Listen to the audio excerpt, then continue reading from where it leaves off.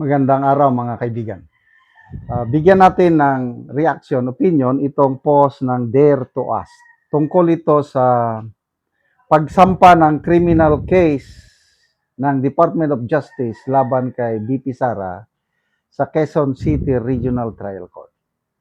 Ano ang next na mangyari dito?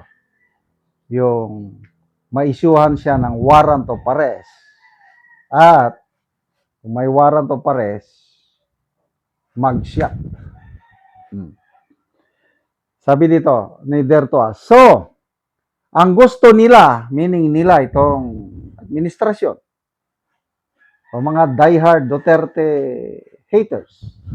So, ang gusto nila ay habang pinagpipiestahan sa ongoing impeachment trial at ang Regional Trial Court ay maglalabas din ng arrest warrant against BP Inday Sara, then mugshots, bend the law is the trend.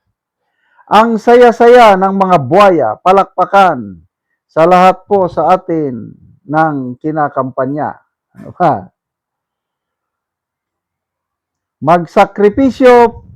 Nagsakripisyo pero binudol ni Bongbong Marcos. Walang titigil para makamit natin ang hustisya. Let's reclaim 2028. Tayo ang naghirap pero ito tayo pinagnakawan at trinidor. Walang forever sa Malacanang. BBM. Yan po ang post. So, dalawa na ang two fronts ng atake ng administrasyong ito labang kay BP Sara. Impeachment trial. Napansin nila siguro na hindi epektibo ang impeachment trial kasi mula nung nagsimula yung proceedings na yan, Pebrero, nasampa na siya. Sandali agenda. Nagpapasaring na, may pasaring si... Pebrero, sinimula na yan, this year. Ongoing trial, day 15 na ngayon. Nakita nila yung ratings, survey numbers ni BP Sara, tumataas. So, nag-isip nila hindi makaya. Hindi effective ang impeachment trial dahil binabaliwala na ng mga tao. Kahapon daw, ang nanood lang, live nanood, 9,000 lang. So, nilalangaw. So, makita mo, naisipan nila, another front, birahan natin dito sa korte. Ayun. Yung isinampa ng reklamo ng NBI, dalawa yon, inciting to sedition at saka grave threat. So, ibinasura ng piskal ang inciting to sedition, grave threat lang ang isinampa. So, nandun na sa Quezon City Regional Trial Court. Ang mangyari yan is i-raffle pa. Pag na-raffle na yan, pag nakuha na ng isang judge, ang judge, repasuhin. Pag makita niya nga nasunod lahat ang mga proseso, mag-i-issue ng warrant of arrest. Dahil ito, sensational case ito, dalawa lang mangyari, it's either matagal or mabilis. Baka next week, mayroon ng warrant of arrest. BP Sara. Or pwede ring matagal. Kasi nga, ganyan talaga daw. May nakausap akong abogado. Mga ganyang sensational cases, it's either patagalin or paapurahin. So ako, tingin ko, apurahin yan. Next week. O sabihin na lang, pinakamatagal. Next month. Ano ba ngayon? August 12? After 1 month, meron ng warrant of arrest. So, magpipiesta na ang mainstream media. Lalo na yung mag-shot. Harap ka dyan. Sino bang di ba si Senator Marcoleta na mag-shot siya? Senator Jinggoy, ganun din.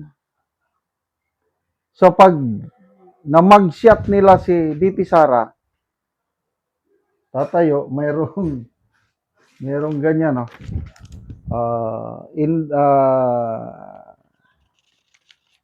Inday Sara, Sara Zimmerman Duterte, case number so and so. Nagaganyan si BP Sara. Tapos, ganon. Magpipiesta sila niyan.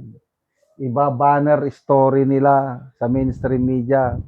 Para ang projection, no, yan, ang inyong Vice President, malapit nang maging kriminal, parang ganun. O, baka pwede na lang palabasin, kriminal yan, ang Vice President. Hindi nila alam na hanggat walang hatol ang hukom, judge, one is considered innocent pa rin. Example, sina Franz Castro at Satoru Ocampo. Imbes na makulong na, dahil convicted na sila sa RTC, sinang-ayunan ng Court of Appeals, umakyat pa sa Supreme Court. Baka doon sa Supreme Court, posibleng mapawalang sala. Kaya hanggat hindi final ang desisyon ng Supreme Court, still everybody is considered innocent. Ganyan po ang ating sistema. Kaya pag nagawa na nagtagumpay sila na makuna ng mugshot si BP Sara, ayun. Sana ang mangyari katulad ng Brave 14 Marines. Ilang beses na silang na-issuehan ng warrant of arrest. Hanggang ngayon, wala pa tayong nakikita na mugshot nila. Kasi pwede yan eh. Yung kaibigan ko, nung na-issuehan siya ng warrant of arrest, mabilis siya. Nagpunta ka agad sa korte. Kasi makunan ka lang ng mugshot kung dadaan ka sa pulis. Magsosurrender ka sa pulis. Standard procedure ng pulis, kunan ka ng mugshot. Kaya lang pwede yung ang ginagawa ng Brave 14, Attorney Baligo, diretso sila sa korte. Kaya pag dumiretso ka sa korte, on your own, punta ka na sa isang studio, magpalitrato ka na doon, nakaharap, nakaganon. Ilagay mo doon sa form ng korte, pwede na. Kaya, ayan ang kanilang inasahan. Sisirain nila si BP Sara sa pamamagitan ng warrant of arrest at mugshot. But ang kasabihan, you can never put a good man or woman down. Baka magkakamala sila. Baka itong mga ganitong ginagawa nila, lalong dadami ang supporters ni BP Sara. Dahil yung kultura nating Pilipino, kung sino ang inaapi, yung simpatya ng taong bayan napupunta sa inaapi. Salamat mga kaibigan sa inyong pagsubaybay sa channel nito. Nakakatulong kayo ng malaki sa tribong Talandig ng Bukidnon dahil ang income natin sa channel nito is pantulong sa tribo. Namimigay tayo ng libreng yero at pako para makapagpatayo sila ng mas maayos na tirahan. Panoorin nyo ang video na ito. Anak ko diri sa panimalay ni Nanay Abilina Abilio nga taga Barangay Tikalaan, Purok 3, San Alahay, Talakag, Bukidnon. So mo na ni ang gitabang nga yero sa ilaha. So tungod sa ka-excited o tungod pod sa ilang kalipay nga pag-abot sa yero wala na gid nila gihulat sa ako kailan na gid nga giatop tungod kay mga tigulang naman gud ni sila nga gitabangan ra pod sa ilang apo sa pag-atop ni ini. So napulihan na gid tong ilang mga atop nga mga buslot At sa Ginoo sa nagtabang sa amo sa sin, salamat kaayo. Na ipadayon ang among ipadayon ang kaluoy nila sa amo. Oo, so tungod na sa ka-excited og tungod sa kalipay nga niabot sa inyo nga natabangan mo og yero. So diretso na gid ninyo giatop wala na mo nga nagulat. Wala na gyud iulat. Oo, so pag-abot na mo human na gyud kay pag-atop. gitabangan ka sa imong apo. Ginoo. Oo. Apo. Oo, gitabangan kanila sa pag-atop kay wala na mo ikakayahan ni tatay. Wala na gyud. Oo, so pila na gani imong edad nanay? 67. 67. So pila ka buok na imong edad o imong anak? 5. 5 imong anak. Oo, so Una akong bana. sa una sa nimong bana. Oo, so wala na kay estudyante nanay. Naa. Isa. Mm. Unsa nay grade? Grade 3. Grade 3. So, unsa imong trabaho nanay nga kukuhaan ninyo sa inyong konsumo? Bisan unsa Mm. magmuso. Makamuso pagyapon ka nanay. Nagmuso magani ko ganiha. So pila imong adlaw nanay? 150 raman. 150. Ang kutob sa udto. So igo lang gyud makapalit og Oo. bugas. Wa na i-budget na Wala nay na para budget sa Sudan. Oo. Wala na budget sa kuan. So pila na to katuig nanay ang imong atop nga gipulihan na aning yero? Aray ta katuig.